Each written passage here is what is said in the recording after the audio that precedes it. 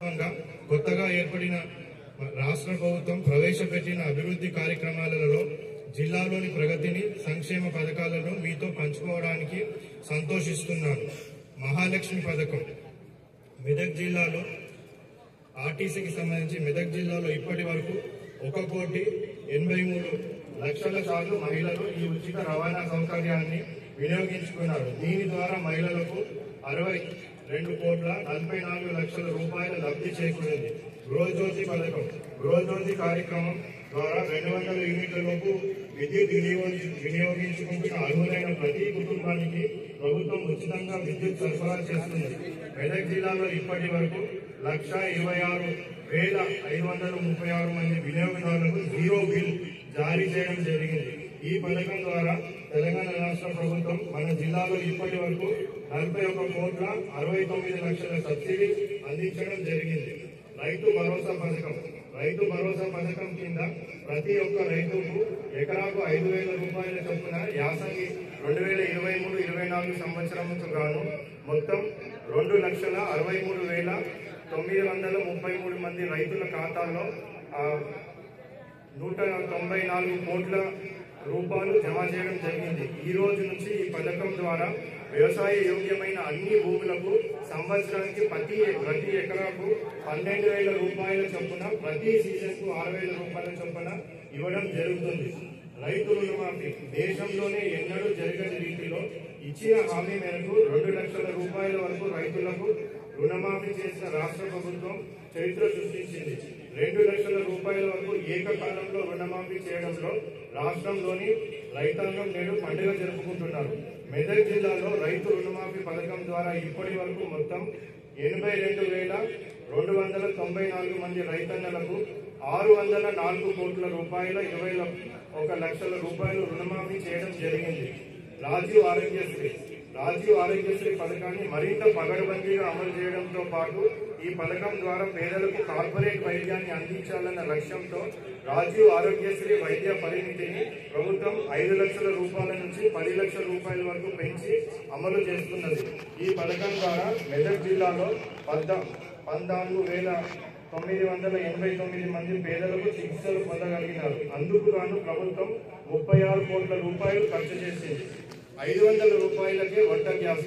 ఈ పథకం ద్వారా మెదక్ జిల్లాలో ఇప్పటి వరకు 1,25,000 మంది వినియోగదారులకు 3,88,000 సిలిండర్లు పంపిణీ చేయడం జరిగింది. దీనికి గాను సుమారు 10 కోట్ల సబ్సిడీ అందించింది. ధాన్యం కొనుగోలు మరియు సన్నాలకు 500 రూపాయల బోనస్.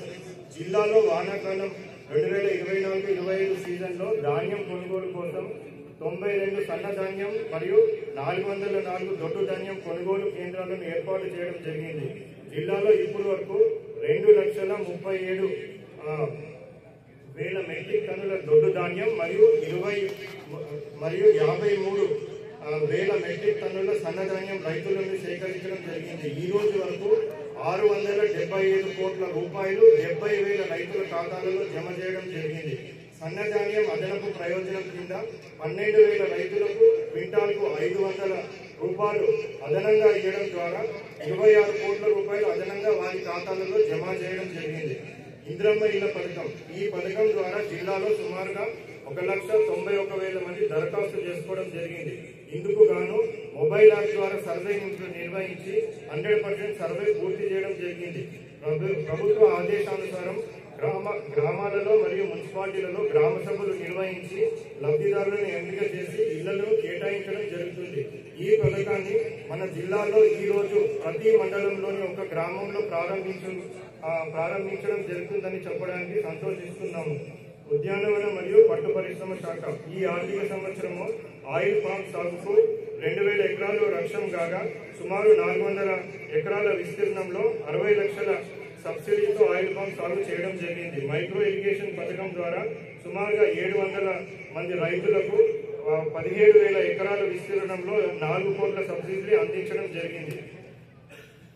విద్య జిల్లాలో 562 పాఠశాలలో అమ్మ ఆదర్శ పాఠశాల కమిటీలు ద్వారా 20,62,00,000 రూపాయల వ్యయంతో మౌలిక వసతులు ఏర్పాటు చేయడం జరిగింది. జిల్లాలోని 904 పాఠశాలలకు మరుగుదొడ్లు శుభ్రం చేసుకోవడానికి, పాఠశాల పరిసరాలను శుభ్రంగా ఉంచుకోవడానికి మరియు మొక్కలకు నీరందించడానికి గాను ప్రతి పాఠశాలకు స్కూల్ మెయింటెనెన్స్ గ్రాంట్ కింద మన జిల్లాలో ఇప్పటి వరకు 1,52 లక్షల రూపాయలు ఖర్చు చేయడం జరిగింది.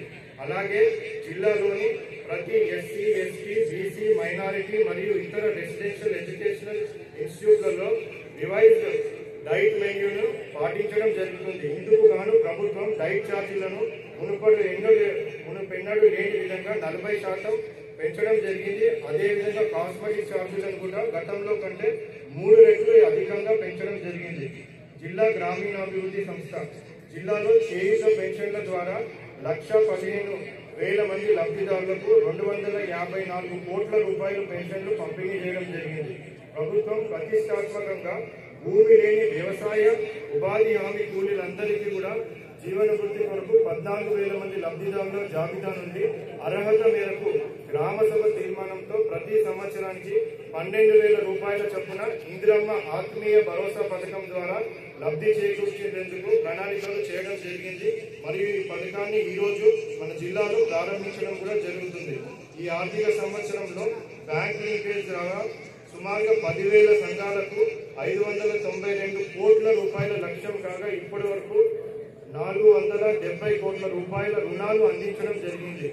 జిల్లాలో ఈ ఆర్థిక సంవత్సరంలో 40 లక్షల పని దినాలు కల్పిస్తూ 88 కోట్ల రూపాయలు కూలీల డబ్బులు వాళ్ళకు చెల్లించడం జరిగింది. 2025-26 సంవత్సరములకు గాను 469 నర్సరీలలో 28 లక్షల మొక్కలు పెంచడం జరిగింది. మెప్మా ఈ ఆర్థిక సంవత్సరంలో 399 సంఘాలకు బ్యాంక్ లింకేజ్ ద్వారా 40 కోట్ల రూపాయలు లక్ష్యం కాగా ఇప్పటి వరకు 49 కోట్ల రూపాయలు రుణాన్ని మంజూరు చేయడం జరిగింది.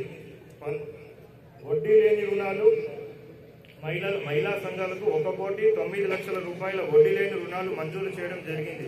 ఇందిరా మహిళా శక్తి ద్వారా జిల్లాలో ఇప్పటి వరకు గ్రామాల్లో 696 సంఘాలకు 30,800 పెరటి కోళ్ల పంపకాలను చేపట్టడం జరిగింది. అటవీ శాఖ మన జిల్లాలో వన మహోత్సవం కార్యక్రమం ద్వారా సుమారుగా 34 లక్షల మొక్కలు నాటడమే లక్ష్యం పెట్టుకోగా ఇప్పటి వరకు 35 లక్షల మొక్కలు నాటి మన జిల్లాను ప్రథమంగా నింపడం జరిగింది.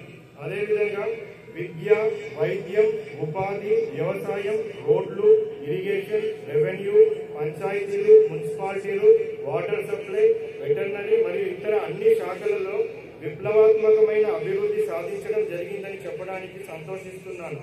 శాంతి భద్రతల పరిరక్షణలో, నేరాలు నిరోధించడంలో, రహదారుల ప్రమాదాల నివారణలో, మత్తు పదార్థాలు మరియు సైబర్ నేరాల నియంత్రణ కొరకు కృషి చేస్తున్న పోలీస్ యంత్రాంగానికి నా కృతజ్ఞతలు తెలియజేస్తున్నాను. ప్రభుత్వ అభివృద్ధి సంక్షేమ పథకాలను ప్రజల వద్దకు తీసుకెళ్లి విజయవంతం చేస్తున్న అధికారులకు, ఉద్యోగులకు అభినందనలు. జిల్లాలో అన్ని రంగాలలో మొదటి స్థానంలో నిలుపుటకు ప్రజలు, ఉద్యోగులు, ప్రజాప్రతినిధులు ప్రతి ఒక్కరూ పనిచేయాలని విజ్ఞప్తి చేస్తున్నాము. ఈ సందర్భంగా ఇక్కడ విచ్చేసిన ప్రజాప్రతినిధులకు, అధికారులకు, సిబ్బందికి, మీడియా మిత్రులకు, ప్రజలకు మరోసారి 76వ గణతంత్ర దినోత్సవ శుభాకాంక్షలు తెలుపుతూ ముగిస్తున్నాను. జై హింద్.